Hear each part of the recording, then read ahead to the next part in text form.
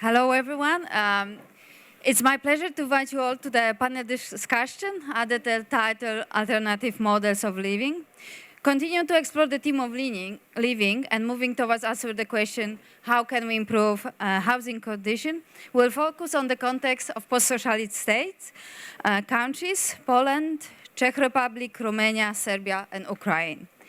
Having undergone drastic economic, political, and societal transformation, these countries were confronted with a crisis of governments, forms of ownership, collaboration, and polycentricity, with the aim of understanding innovative housing strategy.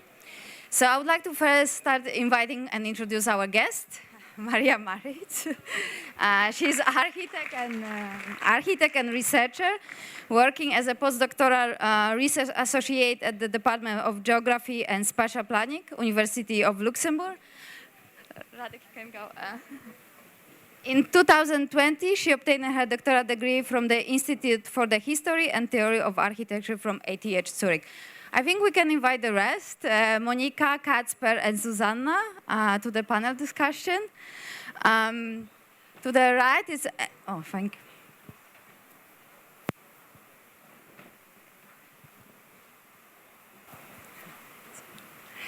To the right, we have Emil Ivanescu, the president of the Bucharest branch of the Order of Architects in Romania, and lectured at the Ion Mincu University of Architecture and Urbanism in Bucharest. Then we have,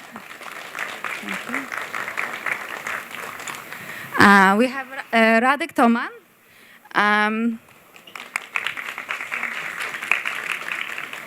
He's an assistant professor and vice dean at the Faculty of Architecture, Brno University of Technology. In 2018, he received the PhD degree in architecture at Brno. Then we have Monika Konrad. Architect urban planner. She's the director of Municipal Office of Town Planning and Development Strategy in the city of Warsaw. And then we have Kacper Kępiński and Zuzanna Mielczarek. And what is important, sorry, just to keep transition. They are like Kacper Kępiński is architect and curator, Zuzanna Mielczarek, architect and researcher from the National Institute of Architecture Urban Planning. And maybe before we start conversation, I would like to invite you all later. Maybe you had opportunity to see the exhibition, which is under title Polyperiphery, Spaces of Negotiation. Actually, they were traveling to all of those cities to actually capture, and they will be visible in the background, all of their research, and they spoke to different stakeholders, also including our partners, to actually give us a little bit overview and comparison between differences and similarities in those contexts. Maybe a little bit to give overview of the panel discussion. It was in the background. It was the discussion which actually kind of took us a while, like 1.5 years. We were really trying to understand our conditions of housing and trying to compare different strategy of how to improve living condition in post-socialist state to see how much overlap we have and how much differences actually we do have. So we'll try to, with the whole panel discussion, is a little bit structured according to different topics, which actually each partner indicated as a main priority, and the main priority which they think it should be the focus in the country in order to address housing condition. So maybe the first one we would like to start with polycentricity, which actually it's in the context of Warsaw. So Monika, in one of your CANactions public tour, you have stated, please let me quote you, the socialist era introduced a way of thinking urban planning that was putting a society as a whole in front of the needs of individuals. The transformation era of 90s prioritized economic development, leading to inequalities and the lack of quality of public space. Based on these ideas, could you elaborate on how this impacted the living conditions of residents in post-socialist states, reflecting and comparing them to Warsaw, Poland? And what are the inherent social qualities post-socialist planning introduced?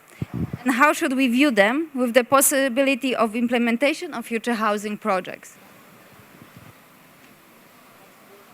No. Working? Yes. So you, with the question, you answer already. That was the long one. Of course, each era is giving us some quality, and it's not like whatever happened before communism in Poland was bad and then was good. Or whatever we have after transition, it's not black and white. So each of this period gave certain qualities.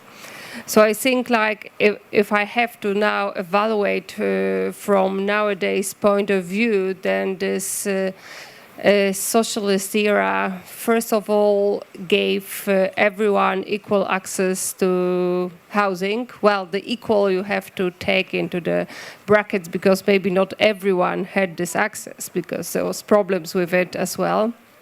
But let's say the settlements that were built in those times, they were well designed in a certain style, but giving very good access to the social infrastructure and greenery that the city, like before the war, did not provide it. And what happened next was, of course, big transformation. We were able to take care about economic growth, because you know that the communist collapse actually politically, but the economy was one of the biggest problems. So we recover from that. But somehow, even if we develop new infrastructure, the quality of housing actually went lower. But I'm not going to go to the detail, because the lecture before explained it very well, what was the mechanism. And like you see, it doesn't matter if it was in the post-socialist state or in the West. So the reason is the same. But what is the most positive about Poland, at least, from the last, let's say, 15 years, is the beginning of participatory process. And actually, that the planning process starts to be more and more transparent. So that gave citizens actually power. They discovered that they can participate and they have influence on what is happening. Actually, at the moment, the city architect of Warsaw, Marlena Hapach, she used to be an activist. And now she really is trying to introduce a big transformation about thinking of introducing urban planning and as well how to involve community in the process. So that's like a short overview. Thank you. So maybe like if we continue, because now as a head director of the Urban Planning Department of Warsaw, you are working on the strategic master planning for the entire city to really rethinking for the longer term period. So one of your aims in our discussion, you mentioned that you want to create well-functioning solution for polycentricity in order to strengthen the adaptability to social, economic, and ecological global trends. So I would like to actually pose two questions. First, what does the polycentricity mean nowadays in the transformation of post-socialist states? And how well can a functioning local center accommodate the needs of residency, especially improving and providing the quality of living? Yeah, that's what we're trying to develop at the moment. It's really the strategic master plan for the whole city. And as we heard today, it's very important to create like overall policy. Then it may be later much easier to steer the development. So have a common ground about the rules we would like to have in the certain area.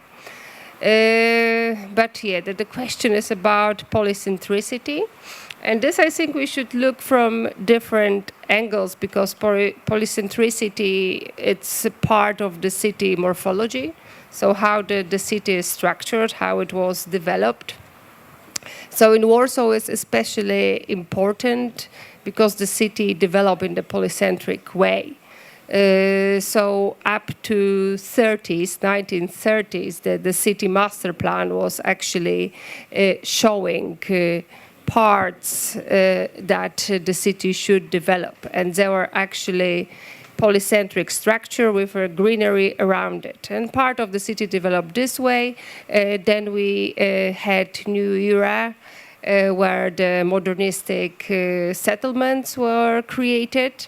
And this gave a little bit different approach, but still was in this polycentric structure. But the new era came, and the 90s make it, as we said today as well, too expensive to develop central areas of the city because of the land prices. The planning was a bit abandoned because we believe in the free market, and that's how the urban sprawl happened. So now it's very important to bring it back to the natural development of the city and reinforce this polycentric structure that is already there. So this is from this sort of morphological of the urban issue point of view. There is another point is how to manage polycentricity. So that the administrative point of view, so we have districts, and those districts actually in Warsaw, they were like independent structures. And this, of course, is good because we have really bottom-up approach. But on the other hand, it's very difficult to steer a big organism that has a lot of pieces that are not talking to each other. So what we are trying to do at the moment is to develop mechanism that will give actually the kind of common ground for dialogue. And I hope that the tools that we are trying to develop with the document will help it. And of course, it is very important that we have polycentric structure that is sort of self-governed, bottom-up, because that should come from the citizens, what kind of changes they would like to introduce. So this overall master plan, strategic master plan, should be just a framework for the further development. So maybe to continue on that, because actually you touch upon, actually especially coming from that institution, like how actually management of those territories actually, and kind of continue, could you elaborate maybe to which degree or how important is, despite participatory activities, is to give autonomy to those local center communities, and what type of spatial legal frameworks and tools should be introduced to work within the whole structure? To which degree, how much is coordinated and shares specific tools or strategies itself? Yeah, I would love to answer, but I think overall we have a framework, but we have to work it out how to manage it not only on the administrative level, but as well how to involve different stakeholders, because it's not only participation of the community, is participation of all the stakeholders, including different interest groups and developers. So that the autonomy is, as I said, necessary, but we cannot give autonomy to decide how the city as whole is going to look like, because it's still the municipality is responsible for the development and development of the public transport, and we should be able to afford it. So it cannot be completely liberal strategy. Let's do whatever you need at your place, and because the distribution of funds should be, I would not say equal. Of course, this is the best that each part of the city is. Oh, the Rondo Wiatraczna. It was part of Warsaw. Sorry. So that each part is getting the same amount of funding. But it should depend on the problem solving. So if you have certain problem, it should be a way to solve it locally and in the general big scale. Well, more tools, but I think the more tools I would like to discuss maybe in the broader, with my colleagues from other countries. Of course, we have participatory budget. That is working, but it has to be well organized. So the participatory budget should not allow people to introduce ideas that are like against common interest. We cannot, they should not represent the interests on one of the groups. That's one of the tools. Of course, workshop with citizens that are broadly introduced in Warsaw are working. But this tool that I'm talking about, like all the stakeholder involvement, it's really difficult at the moment to achieve, especially, I think, and here and in Poland and other, let's say, Central European and Eastern country, it's difficult. The private, public-private partnership, it's still seen as a threat. It's still seen like corruption. That is really a pity, because I think the future is there, because municipalities cannot anymore afford to provide all the amenities. So somebody? I mean, maybe just to add to your kind of opening of a debate, I would say that the change really needs to come from multiple fronts. And maybe to kind of make a bridge between what you now say and what we heard in Florian's lecture. One thing that, in my opinion, really needs to precede all of these things is actually that we really need new imaginaries of collective living. So we will discuss this probably in more detail when I get to my questions, I guess. Yes. But I think we need new, in the same way as the socialist, let's say the breakdown and the falling apart of the socialist values, the values of the socialist system, was also in a matter of, in a way, a matter of propaganda, let's say, in the same way as the rise of socialist system was a matter of propaganda. I think we need to take this notion of propaganda, if you wish, it's a kind of dirty word, but still, to really kind of open up new imaginaries of what comes after. So for me, this is also one incredibly important sphere of thinking and acting, actually. So what are the new narratives that would allow us to see further from, what Mark Fisher describes as capitalist realism, when he says that capitalism presents itself in a way that we cannot even imagine an alternative, right? So I think we need practically to think across our roles as architects, to think across the media we use, to think across the way we engage with the community, as you mentioned.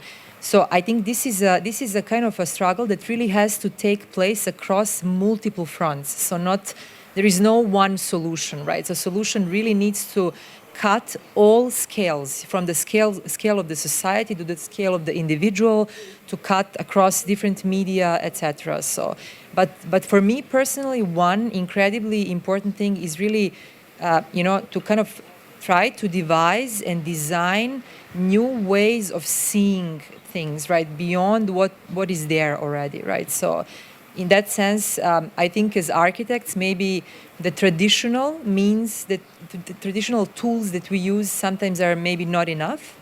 And I think there are many, many ways to kind of look at the boundaries of our profession and to see the way it intersects with other professions and learn from these frictions, actually, which kind of stand on the outside, to practically extend our toolkit as architects. So, I mean, in other words, is it enough, to make a drawing and make a model, or do we need to become politicians? Like, do we need to see ourselves as people who do campaigning, for instance, right? So, like, to kind of go beyond our language, like our professional language. It's just, I mean, just to add to your question, in my opinion, that would be one way that interests me particularly, I would say. But there are many, many others, and they have to be complementary in a way. So, yeah. I agree. The new narrative it's really needed, and the new tools has to be developed.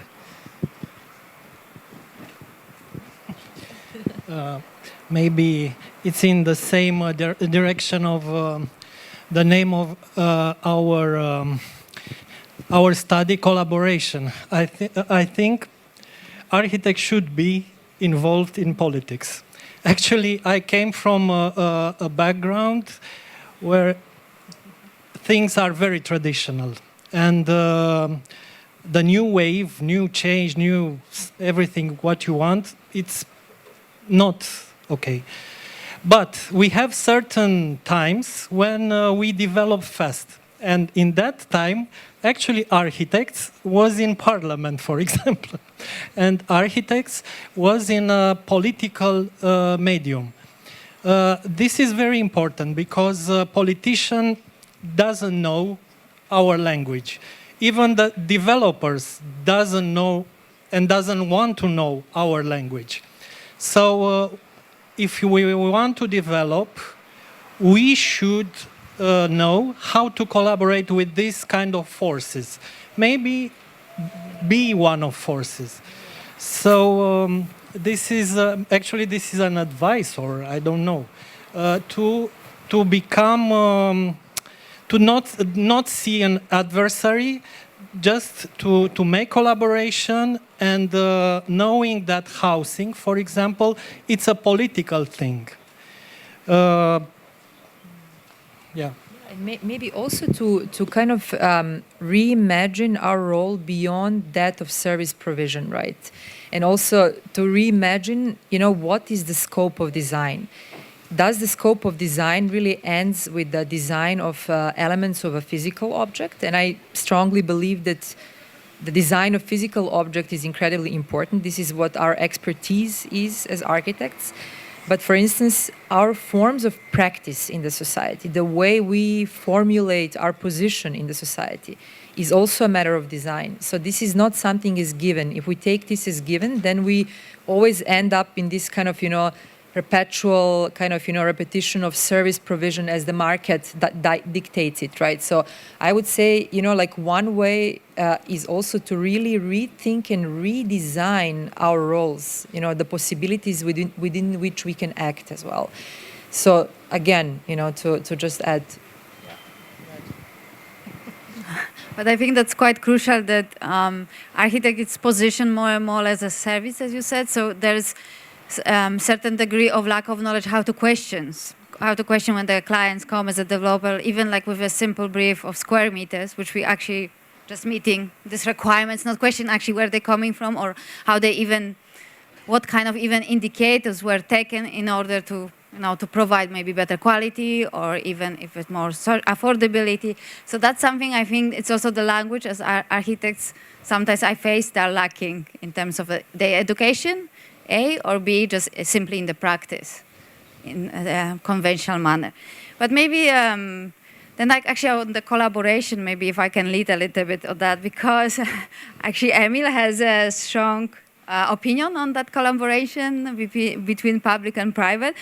So maybe like, as you indicated actually in your statement that you're really kind of enforcing or maybe embracing public-private partnership as a means of, and I will quote you, as a means of for developing new innovative strategies that address common urban issues, such as urban revenue, traffic, parking spaces, legislation, decentralization, and local community, which is quite broad influence on the city development. So in that case, could you elaborate on why is this framework of collaboration significant in your opinion? And I would like to, of course, hear the rest of opinions of our partners.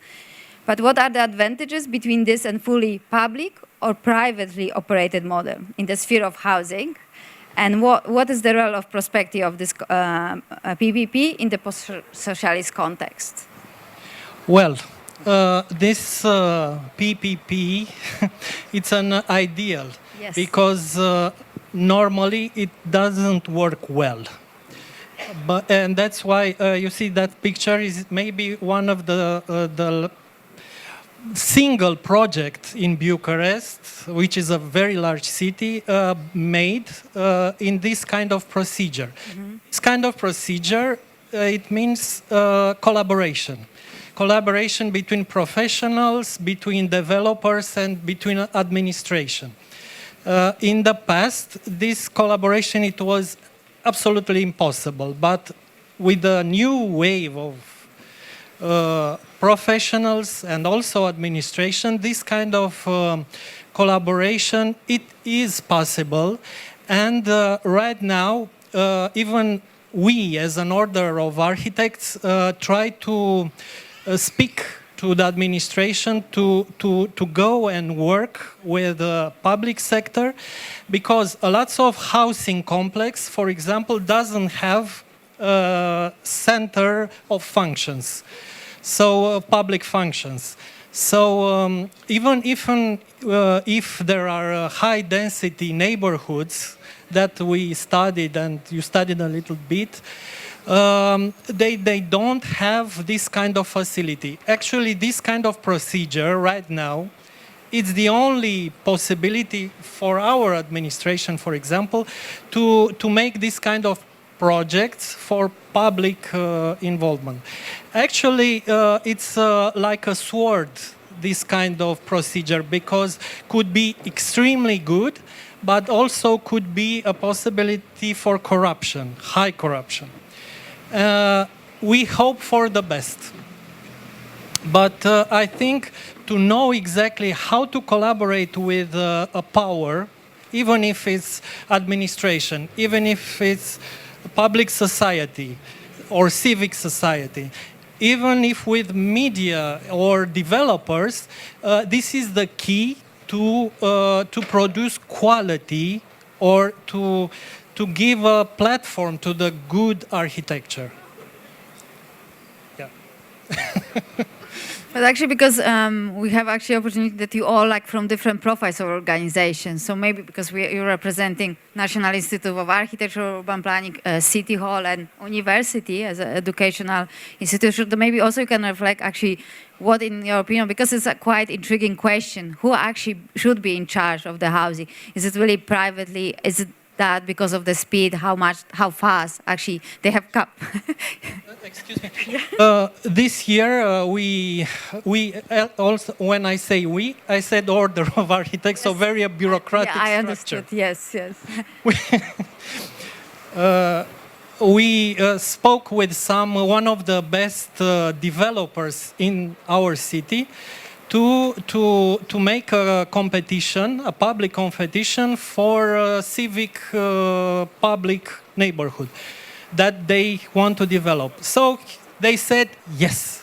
So this kind of working with this kind of the power, it is a way to change things a little bit. But then yes, but this is like also a little bit specific format of initiative, as a competition itself has own maybe requirements, own restrictions, because that's also again facing architects, developer, and municipality as a moderator of that process. But I'm just maybe would like to again like treat this question actually, because there are, especially in Europe, you can map different actually systems. Like you go to Helsinki, Finland, where it's like mostly publicly controlled, the housing and affordability, versus you go, of course, Ukraine or maybe Poland, not fully Poland, but it's Ukraine is mostly privatized, and that's where the housing provision is it's given. So I just would like to, all of you, like maybe give your opinion on that perspective in terms of like what will be maybe the best format, or what you think it's necessary to reconsider, or if you have like good example on those, let's say, collaboration or like maybe framework. Yes, Maria? I mean, when you ask who should be in charge of housing, I think it's a big question, and I cannot exactly say who should be in charge, but I know who shouldn't be in charge, and definitely market shouldn't be in charge of housing. That's clear as a day, I guess. Yes. But I think there are multiple different formats of how to proceed, and I think when you look around historically, and also when you look around at contemporary examples, one can really find good inspiration. So, in my opinion, I somehow am not, I do not believe that the idea of home ownership will save the world, right? So I think whenever there is a home ownership as a kind of key premise in the society, this always perpetuates in a way inequality. And on one side, on the other side, I think it's also socially, culturally speaking, home ownership is also quite limiting. I mean, property does at one point turn into a burden, right? It delimits, the way you live, the way you function in certain space. And then you, again, when this changes, you have to again go, change, your housing solution, etc. So cooperatives are, in my opinion, one really productive way, of kind of going into housing debate. And I think historically many good examples there are, and also like contemporary examples. I think Switzerland probably comes to our minds when we think about cooperative as a kind of one way to go. But one historical example also comes to my mind, especially from the context in which I come from.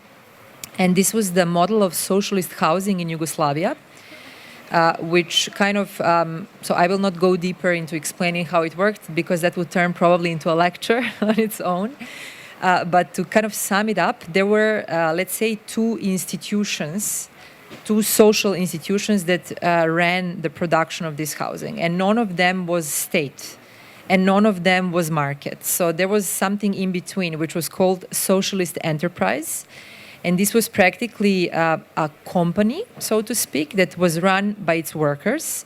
And then the workers, when they would kind of create the surplus value of the company, this surplus value was invested into big infrastructural projects that were not just basic housing projects, but they were also the projects of socialist luxury in a way, right? So, for instance, absolutely amazing tourist complex on the Adriatic coast, right?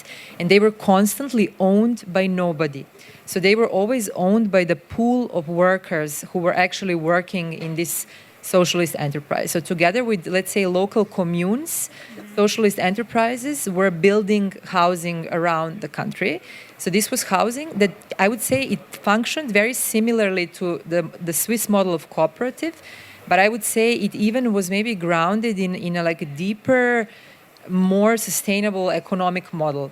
And this is, in theory, sounds really utopian, right? I mean, in practice, it was, of course, not as good, because usually you would have the managers and the kind of higher employees of the company would have more right to kind of get the apartment first, and the kind of blue-collar workers were waiting for the affordable flat for longer. But I would say what kind of cuts across both of these two models that I particularly find very productive is the idea of non-ownership, right? So there is the idea of kind of going beyond private ownership and towards, let's say, common pool in a way, like housing seen as a form of commons, right? And then which is governed by the community. This community is not fixed, it changes, it's a fluid space, but I think only in that way, kind of in creating these porous structures of ownership, right, which are not either the state nor just public, but actually finding all these kind of in-between, loops. I think this is where really interesting models for the 21st century lie. So I'm not really opting here for any return to the model of the past, because I think, of course, everything needs to be kind of revised and, seen from the contemporary perspective. But I would say that I don't think that the home ownership, historically speaking, like when we look into the history of housing, I would say that home ownership as a paradigm that we have today, this is a main paradigm. Everybody wants to own a home. I mean, we all want to own a home because we kind of learn from our experience that home is value, it's safety, like ownership is safety. So kind of overcoming these structures, I would say, debunking the belief that home ownership is the formula is, in my opinion, the first thing to kind of go with. And I don't know if this answers your question, but it's a kind of maybe broader, I would say, observation.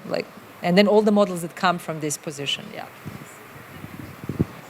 Yes, so I guess there is also it's the one single model is not a question. It's not an answer for this question. I mean, there are various needs and different people and so on and so on. So we as need the private housing as we need the public one. So either but the problem which started in the 90s with privatization of social or communal housing and then developed to the nowadays situation is that the fewer people have more housing seen as an investment or the for their market value or as an asset of financial value, not housing as such. If we need to like keep producing the private housing, I guess it should be limited for like not even like the percentage of it or whatever, but to give access to it for the people who first want or need to live in that. And second, for those who can't afford or for those who don't want to live in a private house, the public sector or cooperatives should provide it. But then cooperatives are also not the answer for all the problems, because they are like, as we seen for instance in Vienna, where these cooperatives are mostly like upper middle class organizations which exclude the lower income inhabitants because of their lack of time to negotiate the building, the future building, and so on and so on, and no competences for such. I mean, it also to be involved in creating cooperative built housing, it also needs competences, time, and money. And then second thing, it's all about the law. Again, and if we go to the collaboration and or PPP, we've seen that in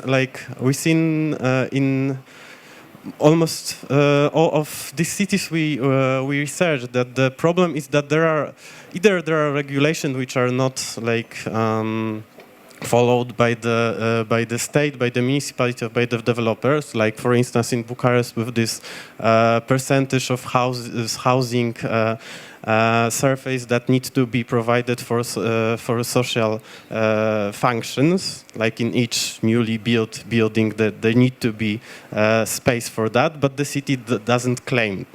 And then, then the problem with the private-public partnership is also that to be successful or we need to provide the equal position for them, and then in our context, in our political, economical context, the position of developers is way too strong for the other stakeholders in that process. So these are the two things.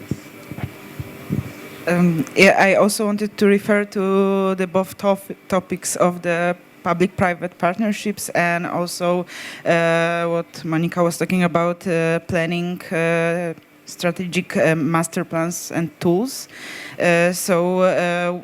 What we noticed while visiting the 4 cities is that the planning documents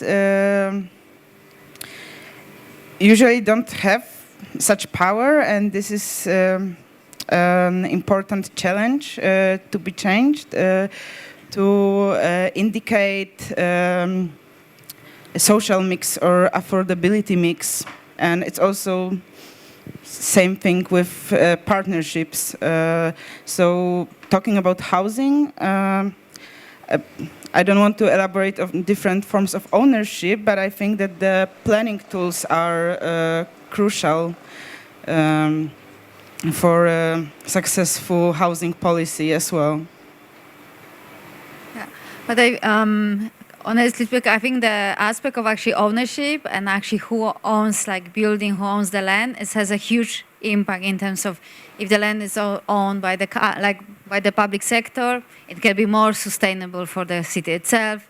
But when actually you're starting selling those land with the building itself, you're creating, like, as simple as I can say, patchwork, like holes in the urban planning, in the urban plan. And that's where you limit yourself as a city by selling those lands. And I think that's quite present, especially in post-socialist state.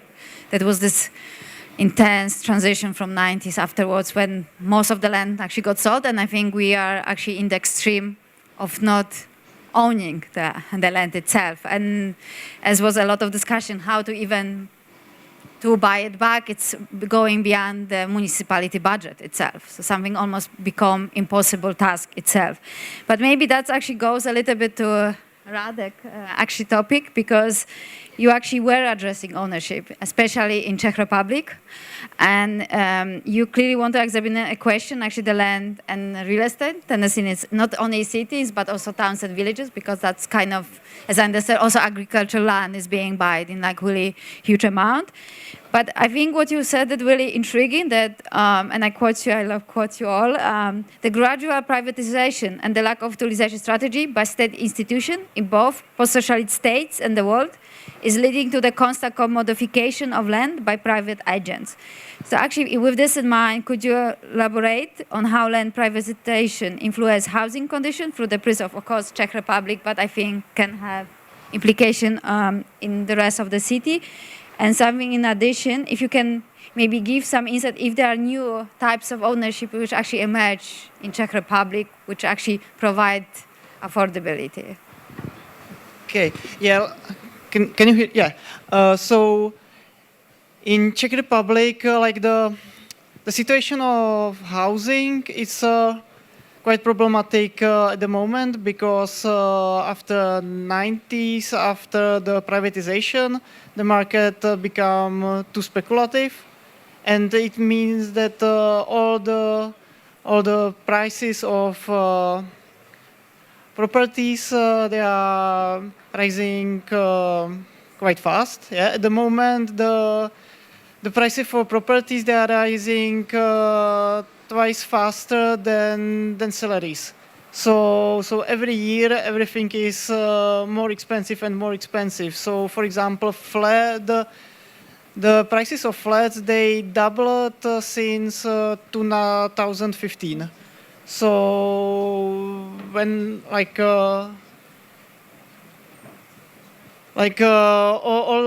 the prices are going up and the housing is super unaffordable, and also there is a need to find some new alternative for this like ownership and for producing flats, but the situation is quite complicated in case of we do some legislative reasons and maybe for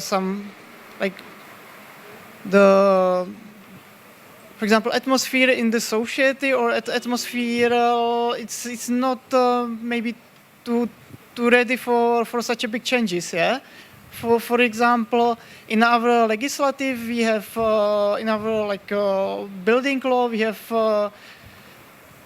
some type of family houses, like we know them from the suburb areas, like just a small house in the middle of the garden, and we have the housing in flats, like such a type of that housing block which we can see here, and we have nothing in between. Yeah, and everything in between like a simple family house and block of flat is super complicated to do it. Yeah, because the legislative doesn't know it. Yeah.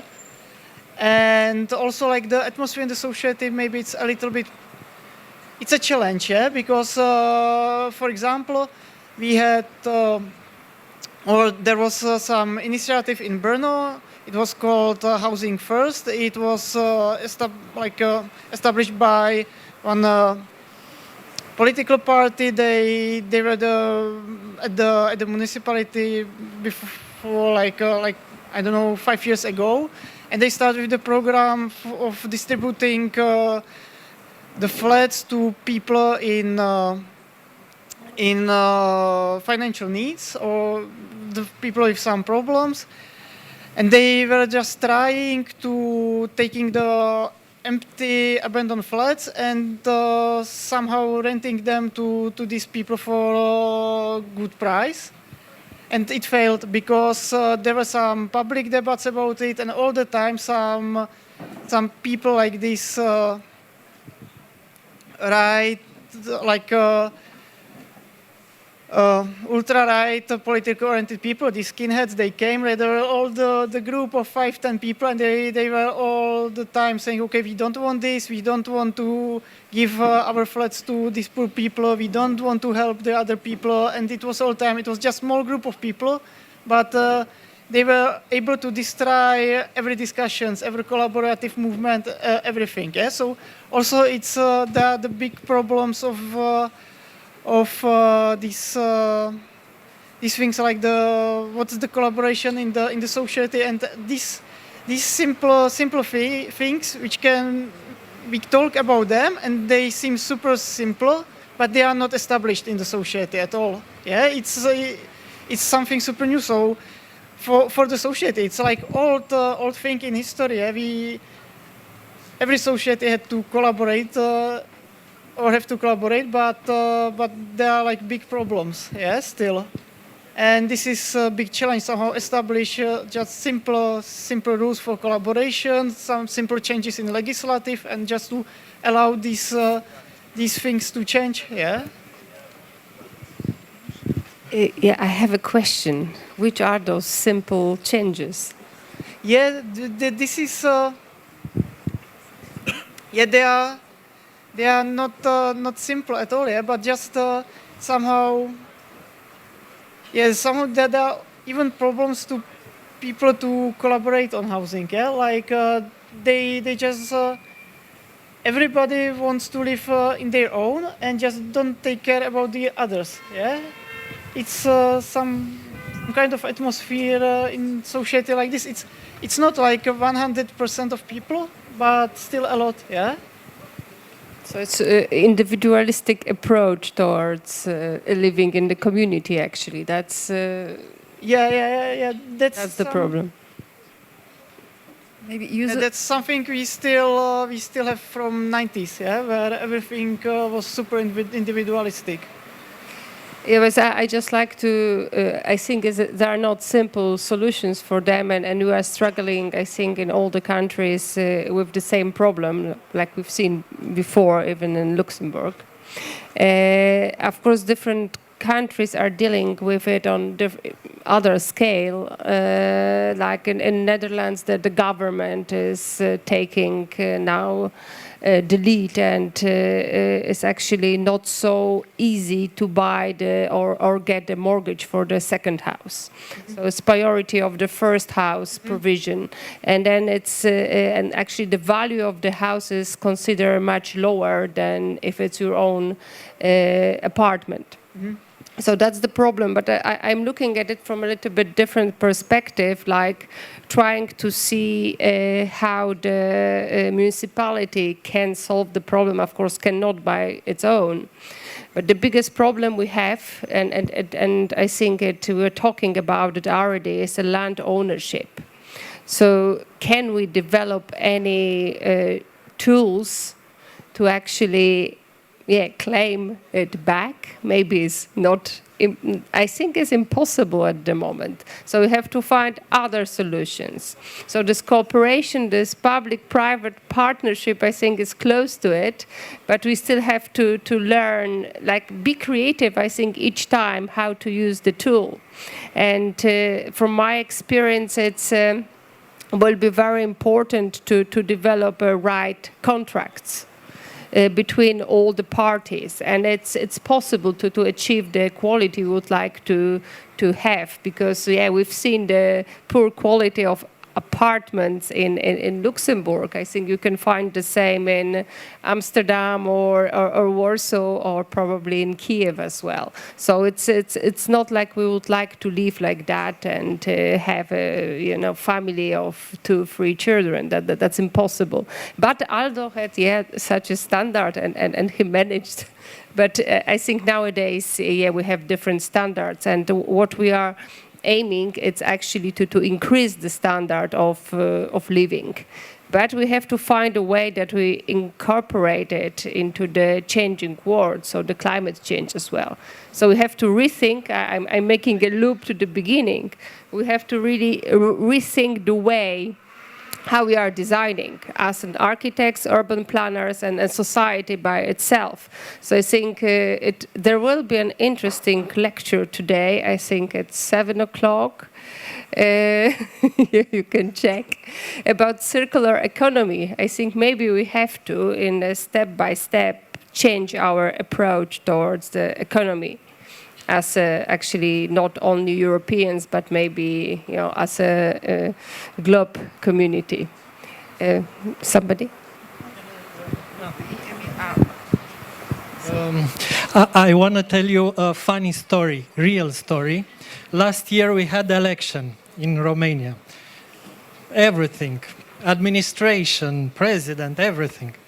So I have a friend, architect, who are coming from West, from Belgium, a Romanian architect, and she was in a party, in a reformist or a liberal party. Very, very good speaker, very good looking, everything. And one day, press come to a party, and she tells the public party something, a message like you, about ownership. Let's put all in the common, the next day, 3 days after all the media spread this information, the party of this architect had to mediate another information that this person is out of the party. Because of this measure. Why? Because maybe, I don't know, in Romania it's like this, maybe in Serbia it's the same, or people in Ukraine, people are obsessed about ownership, are really obsessed. So this ideal with community in this kind of countries, it's an ideal, actually. Yeah, but I think it's also this, how you say, legacy of Soviet time, post-time, the ownership. But maybe I would like to, because we are short.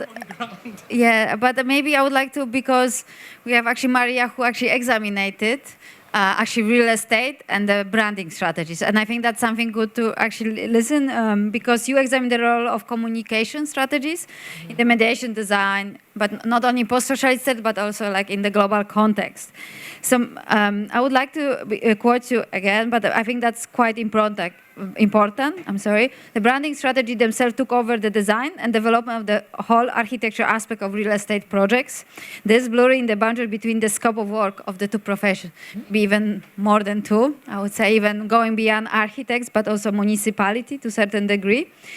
Could you elaborate on this dynamics, which actually evolving with the creation of housing project, and how as a architect, urban planner, or city architect, could we respond to it or influence it? And which entities should keep the strong of those dynamics that actually influence the residential? Yes, quality? so this is something that I tackled a little bit in my doctoral dissertation, this question. So just to kind of briefly introduce, when I started looking into one huge real estate development that is actually still taking place in Belgrade, it's called Belgrade Waterfront.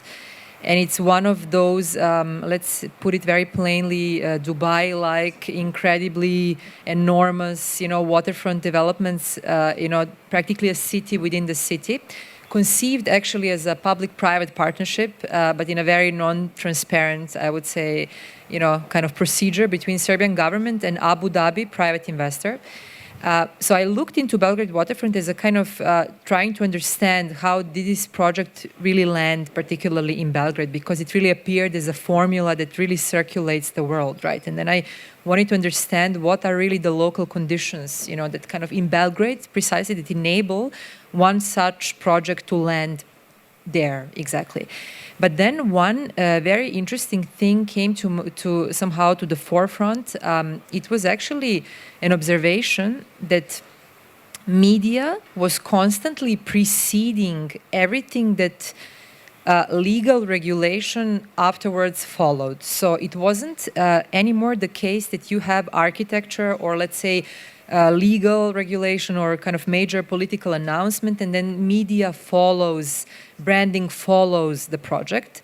But it was the other way around. So the developer would develop a model, and then the official spatial plan would be devised according to the developer's model. and not vice versa. So the developer didn't try to fit into the regulation, but the regulation actually tried to fit into the developer's vision. And then all of these on so many levels, like I'm just giving one maybe very plastic example. And digging a little bit deeper, also through the history of the project and also through the interviews with the stakeholders who worked on the project, I came to the realization that somehow the project was designed by a company which was based in Abu Dhabi that specializes in urban planning and branding at the same time. So there are two core expertises of this kind of hybrid planning entity, right? So there is very thin line between media development and then urban planning development. And then also the kind of the project that preceded Belgrade Waterfront from the 1990s, which was called Europolis, which was a very similar huge urban planning vision by Slobodan Milošević. I don't know if any of you know him here. You seem too young actually to know that part of history, luckily. But anyways, so this project was really devised. It was an urban project that was never constructed, but it was precisely made as a TV advertisement. So all elements of the project were made to fit into television advertisement, and the entire campaign, the entire project was developed by an advertising agency. So after kind of looking at this phenomena in the context of Belgrade, I did a little bit of research to see whether this is only Belgrade specific or is it a broader phenomenon. And then I realized, interviewing global agencies who specialize in what they call real estate storytelling, whatever that is, I kind of realized that since the 1970s and the kind of entrepreneurial shift in urban governments, where cities become, in a way, abstractly speaking, corporations that need to compete on a global market, let's say, to attract investment. And with globalization of these real estate markets and then also rise of global media, there has been a trend, in a way, in the planning of these kind of real estate developments. So it's not just that like the hierarchies practically between the planning authorities really shifted. So media strategists are not anymore people who come after the project is being developed by an architect, but they come before and they set the concept, they set the guidelines that then architects and urban planners follow, right? Sometimes they even devise entire architectural aspects of the project, as you just said, including facades or interiors, etc. So there is, I hear ringing, so I should really wrap it up. But I want to say that somehow this kind of commodification of housing is not. There are multiple dimensions of this problem, right? And one of them is, and the most important one is, of course, housing affordability and accessibility. But there is also, from our own perspective, the disciplinary perspective of an architect, there is also kind of a shifting ground between where do we now fit in this process. So maybe I now say it in a kind of maybe too apocalyptic way, right? So it's not always the case. But I think when it comes to these projects that intend to be speculative from the start, that really I like to call real estate architectures, or if you wish, architecture produced in a real estate media complex, which are not a tiny part of what we see as a built environment. I think there, even, like architects also have to see, how are the power hierarchies in the planning kind of, level actually shift or being lost. And there we come to the beginning, like what can we learn from this, right? And then what can we learn from branding strategies? I don't think we have to become branding strategists ourselves, because branding appears as a tool in a market-oriented, understanding of housing. But I think what we can do is that we can learn from this fluidity and adaptness of these professionals. We can learn something from that. We can also learn how do we, communicate, how do we, if you wish, sell the project, not for profit, but also as an idea of certain imaginary, of certain collectiveness, or certain whatever solidarity, care, right? Whatever the idea, the core idea is. So I think I just kind of made a loop to the first comment I made practically, yeah. But this is something I think also we should kind of think about as well.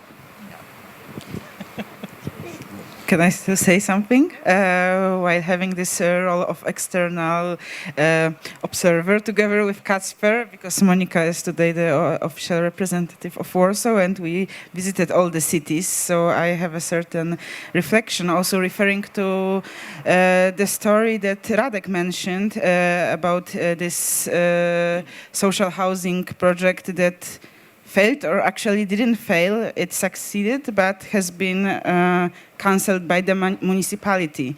So I think that the very important thing is that not necessarily we need public council or publicly owned housing, because in Brno only 1% out of the whole council housing stock is social housing. And the major part is basically market rental prices. So in my opinion, it shouldn't be a discussion between ownership or rental, or of course it's also important, but in Poland, for example, now we have this segment of institutional rental flourishing, developing very fast by private investors. And at a point, there was a discussion going on that rental is a good alternative for the ownership. But I would argue that not always, and the same story with public or council housing. Yes, another thing that we can see through all our discussion and all these cases we researched is that we focus so much on the production of new, of the building, on the production of new housing, on the real estate, of the planning of the new places and new, housing estates. However, most of the housing stock we have, it's built before 89, or as the story of after 89 shows, we can think about narrative that of the even revolutionary privatization as happened in 90s. It was basically ownership revolution. And so we can also think about taking them back. To provide public or, some kind of collaborative actors to, buy back the flats that are owned by person who has tens of flats for the investment. So, but it would also require another legal instruments, as for instance, cooperatives needs. But if we really need to produce more housing, is the question. Also the environmental question. Also the question of the profession, as how we can really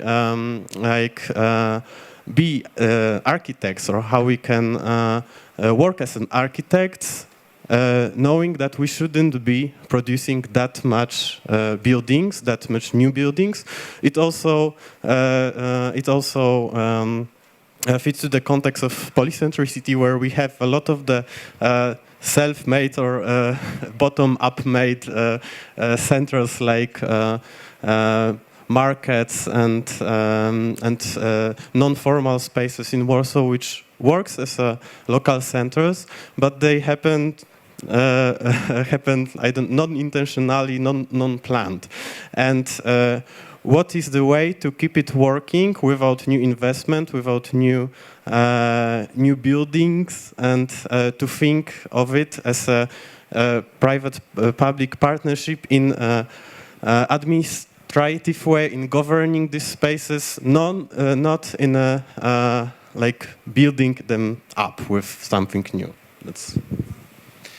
What is interesting, as you said, is that we have a large stock of existing building, and that's why European Union developed that Bauhaus project to renovate, I don't know how it's here, but for example, in Bucharest, it's a funny situation.